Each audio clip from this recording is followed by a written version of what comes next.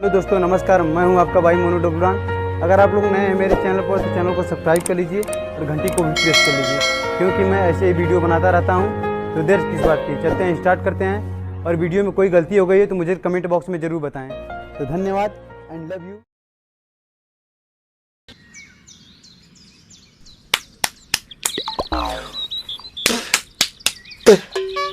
ताए भैया ताहे लरुआल बारा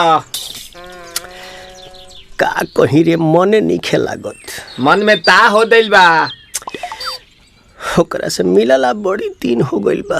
ते तला थे हो ओकरे से ओ तला थे ते तला थे थाप थाप बतावन ना मल दे आ था बुद्ध दैनी ये दो बात तो ही का हमारे भी दो दाल बा मिलवा दे मिलाऊ ना आवा थू ना।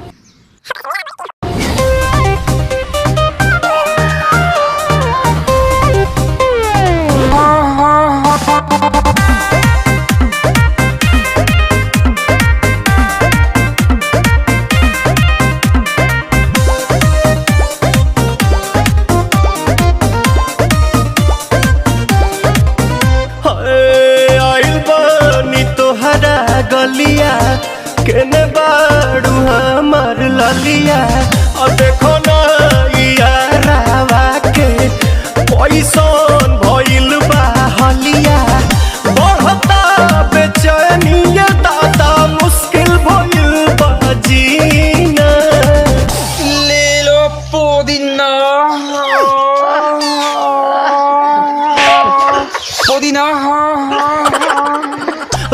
पुदीना लेला पुदीना लेला पुदीना भरिया के हसीना रे रबिया नायिका रे लूटा ना भैया तलाई माला तनी मार मार नितला ना नितला जल्दी नितला बहाला हो नितला ना नितला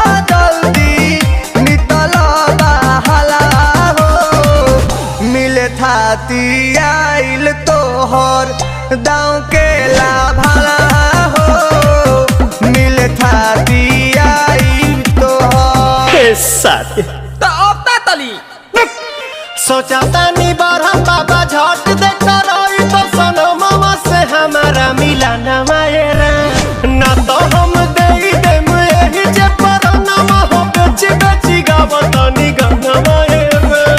1 मिनट भाभी, आती हूँ।